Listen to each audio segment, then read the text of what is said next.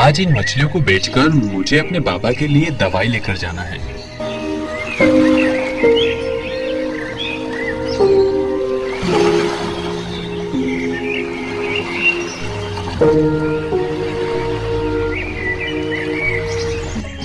लगता है कोई बड़ी मछली मेरे जाल में फंस गई है। इससे पहले कि वो मेरे जाल से छूट जाए, मैं जल्दी से जाल को खींच लेता हूँ।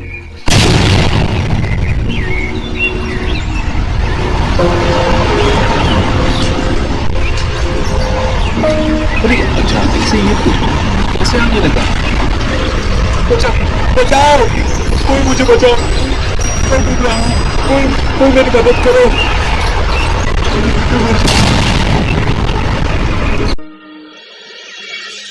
हरीशपुर नामक गांव में एक मछुआरा रहता था जिसका नाम कुंदन है। वो अपने बूढ़े माता पिता के साथ रहता है। कुंदन एक बहुत ही गरीब घर से है।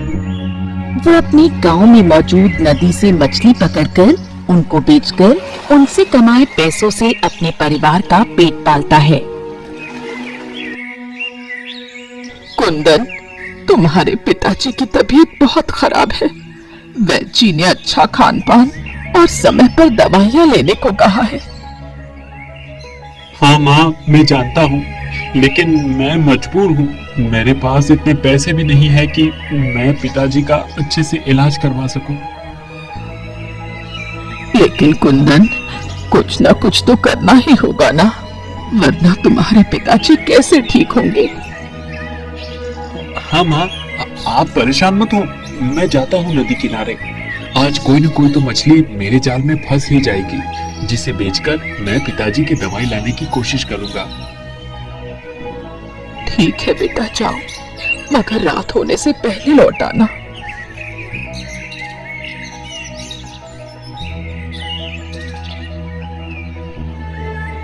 अरे कुंदन, रुको, तुम ये खाने का डिब्बा रखना तो भूल ही गए। इसे अपने साथ लेते जाओ, पता नहीं तुम्हें वहां कितना समय लगे। ठीक है माँ, लेकिन मैं जल्द ही वापस आने की कोशिश करूंगा।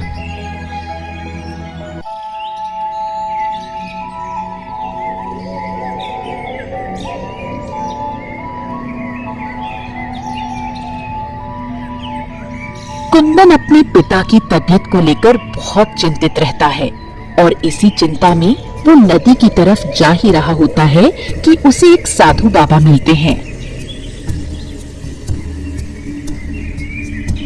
प्रणाम साधु बाबा। तथास्तु पुत्र। साधु बाबा, मैंने आपको यहाँ पहले कभी नहीं देखा। क्या मैं जान सकता हूँ कि आप इस जगह पर अकेले क्या कर रहे हैं? पुत्र, मैं यहाँ नया हूँ। यहाँ मैं किसी को नहीं जानता। चलते चलते मैं काफी थक गया हूँ और मुझे बहुत जोरों की भूख भी लगी है, इसलिए मैं यहाँ थक कर बैठ गया हूँ। साधु बाबा, क्या मैं आपकी कुछ मदद कर सकता हूँ? हाँ पुत्र, अगर तुम्हारे बस में हो तो मुझे मेरी थोड़ी सी मदद कर दो। बताइए साधु बाबा, मैं आपके लिए क्या कर सकता हूँ? पुत्र, अगर तुम्हारे पास कुछ खाने का हो तो मुझे दे दो, मुझे बहुत भूख लगी है। खाने को? हाँ, याद आया, मेरे पास खाना है। घर से निकलते समय माँ ने मुझे खाने का डिब्बा दिया था। ये लीजिए साधु बाबा, आप इसे खा लीजिए। कुंदन अपनी भूख की परवाह न करके अपना सारा खाना भूखे साधु बाबा को दे देता है। पुत्र, तुम्हारा बहुत बहुत धन्यवाद कि तुमने मेरी भूख मिटाई। तुम नहीं जानती कि मैं कितना भूखा था। तुमने मुझे अपना सारा खाना खिला दिया, मगर अब तुम क्या खाओगे? कोई बात नहीं बाबा, मेरा खाना खाने से आपका पेट भर गया। मेरे लिए इतना ही काफी है। जब मैं घर जाऊंगा तब खा लूंगा, और ये तो मेरा फर्ज था।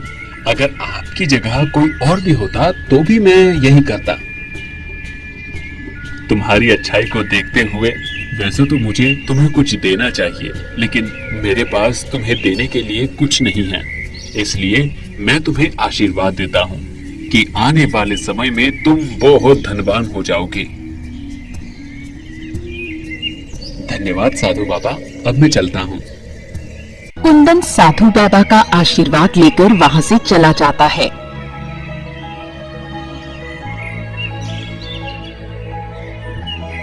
और फिर उस नदी के किनारे मछलियों के इंतजार में बैठ जाता है।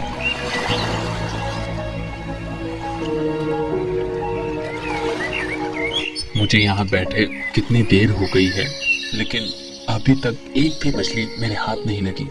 अब मैं क्या करूं? अब तो शाम होने वाली है और मुझे बहुत भूख भी लग रही है। अगर मेरे पास खाना होता तो मैं कुछ देर और इन मछलियों का इंतजार कर लेता, लेकिन मुझे कुछ ना कुछ करके इन मछलियों को तो पकड़ना ही होगा, वरना मैं पिताजी के लिए दवाई कैसे लेकर जाऊंगा। और माँ ने मुझसे कहा था कि अंधेरा होने से पहले मैं घर वापस आ जाऊं। कुंदन नदी के किनारे बैठे बैठे अपने माता पिता की कही हुई बातों को सोच ही रहा था कि अचानक से उसके जाल में एक मछली फंसती है। अरे वाह, लगता है मेरे जाल में मछली फंस गई है। एक काम करता हूँ, जल्दी से इसको बाहर निकाल लेता हूँ, वरना कहीं ये मेरे जाल से फिर से न निकल जाए। कुंदन मछली को निकालने के लिए जैसे ही हाथ बढ़ाता है, वैसे ही वो मछली उसके जाल से छूटकर पानी में गुम हो जाती है और कुंदन फिर से मायूस हो जाता है। अब मैं क्या करूं?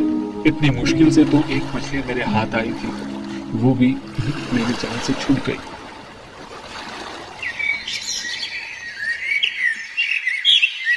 कुंदन को नदी किनारे बैठे बैठे अब रात हो जाती है। वो फिर भी बिना हार माने नदी किनारे बैठा रहता है कि तभी एक मछली फिर से उसके जाल में फंस जाती है। इस बार तो मैं इस मछली को बिल्कुल भी नहीं जाने दूंगा, मैं इसे पकड़ कर ही रहूंगा।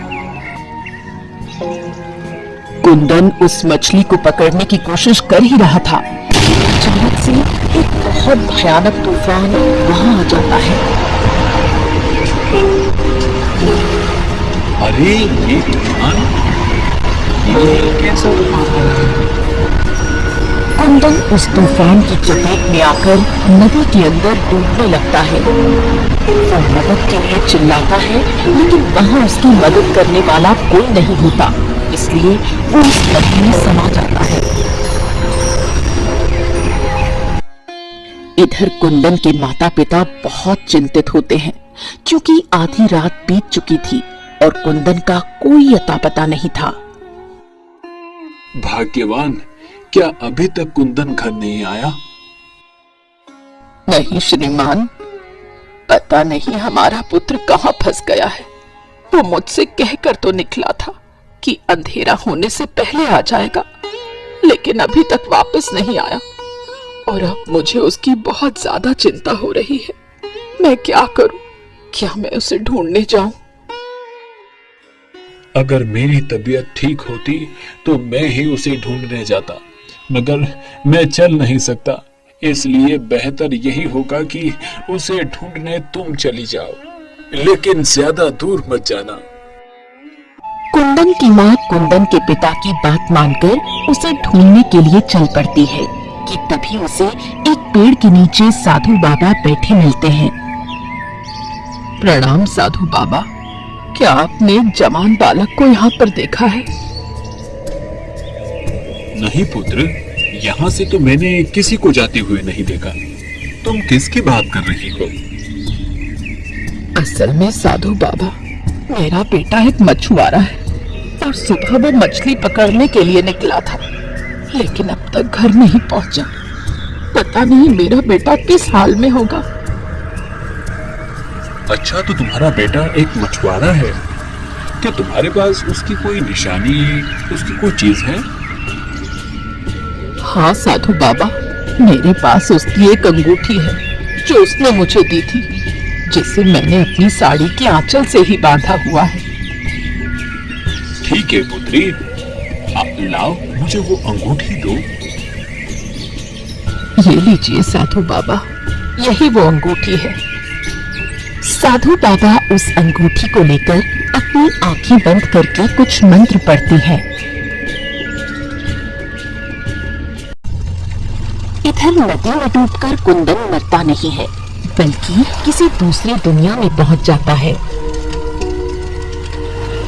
अरे ये मैं कहाँ गया हूँ? और यहाँ इतना सारा खजाना, ये कौन सी दुनिया है? अब मैं कैसे अपनी दुनिया में वापस जाऊंगा? मुझे तो अपने पिताजी के लिए दवाई भी लेकर जानी थी। अब यहाँ पर मेरी मदद कौन करेगा? कुंदन अभी अपने मन में ये बात सोच ही रहा होता है कि तभी उसे वहाँ पर एक जल परी नजर आती है और कहती है, अच्छा, तो तुम ही थे जो मुझे बार बार अपने जाल में फंसाने की कोशिश कर रहे थे, लेकिन तुम मुझे अपने जाल में नहीं फंसा पाए और उल्टा मेरे जाल में खुद ही फंस गए और मेरी इस दुनिया में आ गए। तुम कौन हो और यहाँ क्या कर रही हो? मैं जल परी हूँ और ये मेरी दुनिया है। मैंने तुम्हें अपनी इस दुनिया में कैद कर लिया है और अब तुम मेरी इजाजत के बिना यहाँ से आजाद नहीं हो सकते। नहीं नहीं, मैं यहाँ नहीं रह सकता। मुझे मेरे परिवार के पास जाना है। मेरे माता पिता मेरा इंतजार कर रहे होंगे। उन्हें मेरी जरूरत है। तुम चाहे कितने भी बहाने बना लो, अब तुम यहाँ से नहीं जा सकते। तुम अब मेरी कैद में रहोगे, हमेशा हमेशा के लिए। नहीं, तुम ऐसा नहीं कर सकती।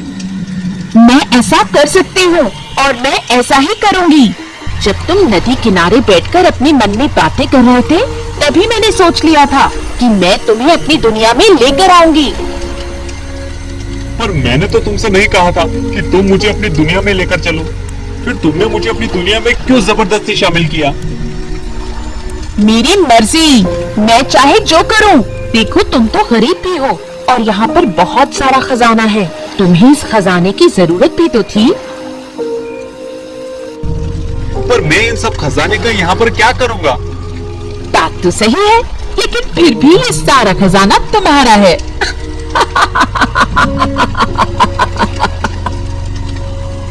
जलपरी कुंदन का मजाक उड़ाते हुए वहाँ से गायब हो जाती है और कुंदन वहीं बैठकर अपने माता पिता की याद में रोने लगता है। दूसरी तरफ साधु बाबा अंगूठी के द्वारा एक दृश्य देखते हैं, जिसमें उन्हें कुंदन पानी के अंदर दूसरी दुनिया में नजर आता है। तुम्हारा पुत्र पानी की दूसरी दुनिया में है। वो जलपरी की दुनिया में चला गया है। लेकिन साधु बाबा, मैं अपने बेटे को इस दुनिया से कैसे निकालूंगी? तुम चिंतित मत हो पुत्री, मैं तुम्हारे पुत्र को वहाँ से निकालूंगा। ये अंगूठी तुम मुझे दे दो। साधु बाबा इतना कहकर अंगूठी लेकर गायब हो जाते हैं। अरे, ये साधु बाबा कहाँ गए? लगता है जरूर मेरे पुत्र को बचाने गए होंगे। इधर कुंदन बैठा रो ही रहा था कि उसे एक चीखती चिल्लाती आवाज सुनाई देती है। तभी वो अपना रोना छोड़कर दूसरी तरफ नजर उठाकर देखता है तो एक बड़ी मछली एक छोटी मछली को खाने जा रही थी। बचाओ, बचाओ, कोई मुझे बचाओ, ये बड़ी मछली मुझे खा जाएगी। आज तो मैं तुझे खाकर ही रहूंगी। बहुत दिनों से मैं तेरी तलाश में थी, मगर तू इतनी चालाक थी कि हर बार मेरे चंगुल से आजाद हो जाती थी। छोड़ो इसे, तुम्हें शर्म आनी चाहिए। इतनी बड़ी होकर तुम इस छोटी सी मछली को खाना चाहती हो। कुंदन ये कहकर अपने पास रखे मछली पकड़ने वाले हथियार से बड़ी मछली को मारता है और छोटी मछली को बचा लेता है। तभी वहाँ साधु बाबा प्रकट होते हैं।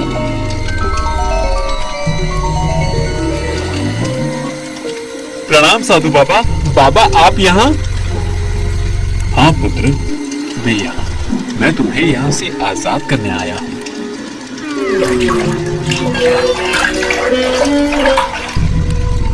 हे तपस्वी, आपको मेरा प्रणाम। आप यहाँ क्या करने आए हैं? जलपरी, मैं इस बालक को तुम्हारी कैद से आजाद कराने आया हूँ। पर तपस्वी, आप कुंदन को यहाँ से क्यों आजाद करने आए हैं? क्योंकि कुंदन एक सच्चा, ईमानदार और लोगों की मदद करने वाला इंसान है, इसलिए मैं इसे यहाँ से आजाद करने आया हूँ। उसके माता पिता को उसकी जरूरत है। जलपरी, तुम कुंदन को जल्द से जल्द अपनी इस दुनिया से आजाद कर दो। आपने बिल्कुल सही कहा तपस्वी बाबा। कुंदन एक बहुत ही अच्छा इंसान है। मैंने ये बात तब समझी जब कुंदन ने बिना किसी लालच के उस छोटी सी मछली की जान बचाई। इसलिए आपके कहने पर मैं इसे अपनी दुनिया से आजाद करती हूँ और इस छोटी मछली को बचाने के लिए मैं अपना सारा खजाना कुंदन को इनाम के तौर पर देती हूँ, जिससे कुंदन बहुत अमीर हो जाएगा। जलपरी ये कहकर वहाँ से गायब हो जाती है और कुछ देर बाद देखते ही देखते कुंदन साधु बाबा के साथ अपनी माँ और पिता के पास पहुँच जाता है। कुंदन के माता और पिता उसे सही सलामत देखकर बहुत खुश होते हैं। साधु बाबा, आपका बहुत बहुत धन्यवाद कि आपने मेरे पुत्र की जान बचाई। जी साधु बाबा, आपने मेरी जान बचाई। आपका ये एहसान मैं जिंदगी भर नहीं भूलूंगा। इसमें एहसान की कोई बात नहीं है पुत्र।